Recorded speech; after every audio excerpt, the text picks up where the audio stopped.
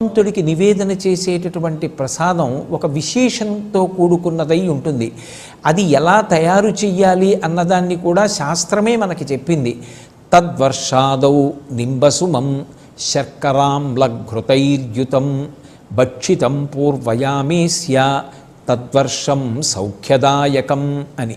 ఆ పదార్థాన్ని ఎలా తయారు చెయ్యాలి అంటే యద్వర్షాదౌ నింబసుమం. నింబ అంటే వేప చెట్టు. వేప చెట్టుకి పూసినటువంటి పువ్వులు ప్రధానంగా ఆ పదార్థంలో ఉండాలి. ఆ వేప చెట్టుకి కొన్ని విశేషాలు ఉంటాయి. ఆరోగ్యాన్ని ఇవ్వగలిగినటువంటి చెట్టు ఏది అంటే వేప చెట్టు. అందుకే నింబవృక్షం గురించి వ్యాఖ్యానం చేస్తూ అమరకోశం ఒక మాట అంటుంది. వేప చెట్టుని ఆశ్రయించి ఉండడం, వేప చెట్టు కింద పడుకోవడం, వేప చెట్టు యొక్క గాలి పీల్చడం ఆరోగ్యానికి పరమకారణములై ఉంటాయి. అంత గొప్పది వేప చెట్టు. అది పరదేవత యొక్క అనుగ్రహం. అటువంటి వేప చెట్టు ఈ చైత్రమాసం వచ్చేటప్పటికి వసంత ఋతువు వస్తోంది అనేటప్పటికీ పువ్వు పూస్తుంది. ఆ పువ్వులో విశేషమైనటువంటి రోగనిరోధక శక్తి ఉంటుంది, ఆ క్రిమిసంహారక శక్తి ఉంటుంది. అటువంటి వేప పువ్వుని నీటిలో కలుపుతారు. తద్వర్షాదౌ నింబసుమం శర్కరాంలఘృతైర్యుతం. శర్కర అంటే ఇక్కడ బెల్లము అని అర్థం చేసుకోవాలి.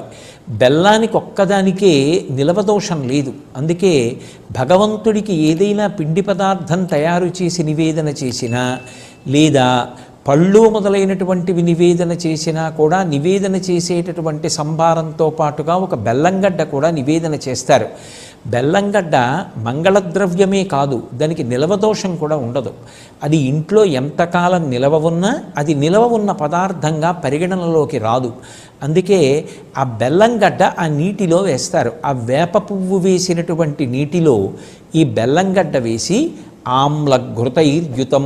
ఆమ్ల అంటే చింతపండుతో కలిసినటువంటి పులుసు, చిక్కని పులుసు పదార్థంలా తయారు చేయబడినటువంటి దానిలో ఈ బెల్లం ముక్క నాని కరుగుతాయి. వేప పువ్వు యొక్క సారము దిగి వేప పువ్వు పైన తేలుతూ ఉంటుంది. అందులో ఘృతైర్యుతం, ఆవు నీతిని కలపాలి. లోకంలో మూడింటిని అమృతంతో సమానంగా చెప్తారు. ఘృతం పిబీత్ అంటుంది, అందుకే వేదం. ఆవు నెయ్యి అమృతంతో సమానం. రెండు మంచినీళ్ళు, మంచినీళ్ళు అమృతంతో సమానం. అందుకే ప్రాణోత్క్రమణమైనప్పుడు స్పృహ తప్పిపోతే వెంటనే నీళ్లు తెచ్చి ముఖం మీద చిలకరిస్తారు. ఆ నీళ్లు ముఖం మీద పడగానే తమ తమ స్థానముల నుండి ఉద్గతమైనటువంటి ప్రాణములు కూడా వెనక్కి వస్తాయి. అలా అమృతంతో సమానమైనది ఏది అంటే నీరు. అమృతంతో సమానమైనది ఏది అంటే ఆవు నెయ్యి. అమృతంతో సమానం అమృతమే. కాబట్టి ఈ మూడు అమృతములే అని చెప్పబడతాయి. అటువంటి ఆవు నీతిని కలపాలి. ఈ పదార్థములను ప్రధానంగా కలుపుతారు. లోకంలో ఏ చెట్టుకి కూడా భగవంతుని యొక్క పేరు లేదు, కానీ ఒక్క మామిడి చెట్టు యొక్క పేరు మాత్రము రసాలము అంటారు సంస్కృతంలో. భగవంతుడికి పేరు రసోవై సహా. భగవంతుని పేరు కలిగినటువంటి చెట్టు మామిడి చెట్టు. పైగా దాని ఆకులు ప్రతి మంగళకార్యమునందు వినియోగపడతాయి. విశేషించి దానిని ఊరుగాయగా నిలవ ఉంచుకుని కూడా తింటూ ఉంటారు. కారణం దాని యందు అంత ఓషధీ శక్తి ఉండడమే. అంత గొప్పదైనటువంటి మామిడి ముక్కలు కూడా కలుపుకోవడం అనేటటువంటిది సంప్రదాయంలో అలవాటుగా ఉంది. ఈ పదార్థాన్ని భగవంతుడికి నివేదన చేసి ఎప్పుడు తినాలి ఈ పదార్థము అంటే మొట్టమొదటి యామంలో తినాలి. అంటే తెల్లవారుజాము కాలంలోనే ఇది ఈశ్వరుడికి నివేదన చేసి ప్రసాదంగా పుచ్చుకోవాలి. అంటే ఈశ్వరుడికి దీన్ని నివేదన చెయ్యాలి అంటే దానికి పూర్వాంగంలోనే స్నానాది కార్యక్రమములు పూర్తయిపోవాలి.